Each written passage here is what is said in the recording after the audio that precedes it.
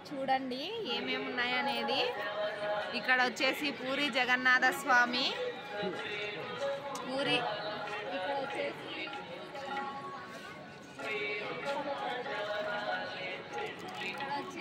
పండరపురి స్వామి,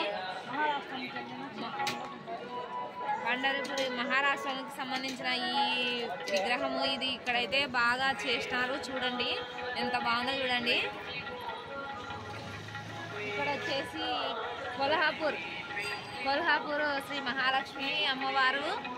ఇక్కడ ఆ క్షేత్రాన్ని ఎంత బాగా అంటే అంత బాగా చూడండి, ఎంత బాగా చెక్కినారంటే ఈ శిలని, అంత బాగుంది చూడండి అందరూ.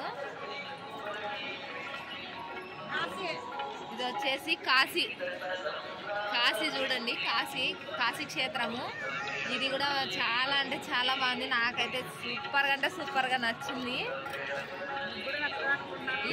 ఇక్కడైతే వచ్చేసి తిరుమల వెంకటేశ్వర స్వామి.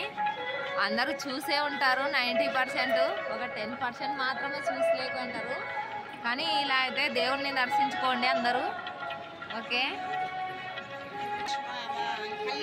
ఇక్కడ వచ్చేసి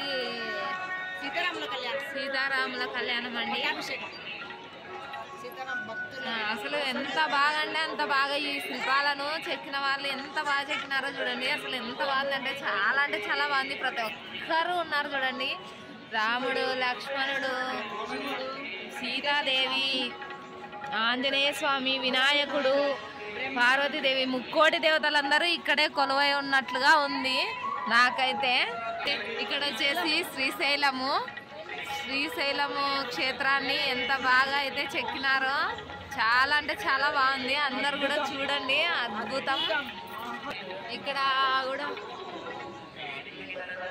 వచ్చేసి మా భద్రాచలంలో ఈయన రామయ్య తండ్రి ఎంత బాగున్నారో చూడండి, సూపర్గా ఉంది. గుడి కూడా అక్షరాన్ని భద్రాచలానికి. సింహాచలం నరసింహస్వామి క్షేత్రము చాలా బాగుంది. ఇక్కడ కూడా నేను కూడా పోలేదు, కాకపోతే ఇక్కడైతే చూస్తున్నాను. నేనైతే కళ్ళారా చూస్తుంటేనే కడుపు నిండిపోతుంది. నాకైతే ఇక్కడ నుంచి అసలు కదలాలనే అనిపించడం లేదు. మా అక్క మా బాబాయ్ వాళ్ళు అయితే రూమ్కి పోదాం అంటే కూడా నాకు పోవాలనిపించడం లేదు. నీలకోట క్షేత్ర ఆరాధ్యమూర్తి అంట ఈయన, చెలువ నారాయణ స్వామి అంట. నారాయణ స్వామి నేనైతే చూడలేదు, కానీ ఇక్కడ విగ్రహాలు చూస్తుంటేనే చాలా అంటే చాలా బాగున్నాయి. సూపర్గా విష్ణుమూర్తిని మీరు కూడా దర్శనం చేసుకోండి. ఓకే, క్షేత్రం అంట. శంకు చక్ర గదా పద్మాలను దర్శించిన స్ఫటికమైన విష్ణుమూర్తి అంట. చూడండి ఇలా ఉంటుందంట, నేనైతే చూడలేదు, ఇక్కడ చూస్తున్నాను. ఉడుపి క్షేత్రం శ్రీ మధ్యాచార్యులు, శ్వేతభూ వారాహిమాత. దక్షిణ భారతదేశంలోని తమిళనాడుకు చెందిన శ్రీముష్ణంలో ఉందంట ఇది దేవాలయం. అయితే బాగుంది, ఎప్పుడైనా మీరు కూడా పోవాలనుకుంటే వెళ్ళండి. వారాహిమాత చాలా పవిత్రమైన దేవత, చాలా మహిమగల దేవత, అందరూ కూడా దర్శించుకోండి. మన్నారు తమిళనాడులో సుప్రసిద్ధమంట. ఇక్కడి ఆరాధ్యమూర్తి వచ్చేసి శ్రీకృష్ణుడు. చూడండి ఆలయం అయితే ఇలా ఉంటుందంట. రాఘవేంద్ర స్వామి దర్శించుకోండి అందరూ.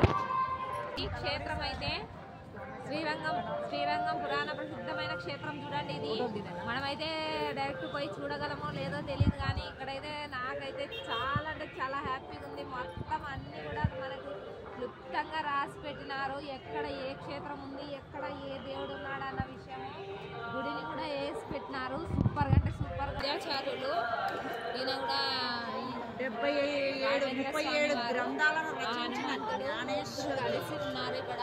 ఎంత బాగుంది కదా ఈ శిల్పం అయితే, సూపర్. ఓకే, చూడండి ఇంకా చాలా శిల్పాలను అయితే చెక్కినారు. మీకు ఇవన్నీ కూడా చూపిస్తాను చూడండి. అసలు ఎంత బాగుందంటే ఈ క్షేత్రం అనేది చూడతగ్గ ప్రదేశం అనిపించేలాగా ఉంది. చూడండి అసలు ఇక్కడ నుంచి ఎవరికైనా వెళ్ళాలనే ఉద్దేశం కూడా అసలు మనసులో కూడా రావాలి అనేది కూడా అనిపించదు. చూడండి, ఇంత మంచి ప్లేస్ను వదిలిపెట్టి ఎవరికైనా కూడా పోవాలని అనిపించదు. నాకైతే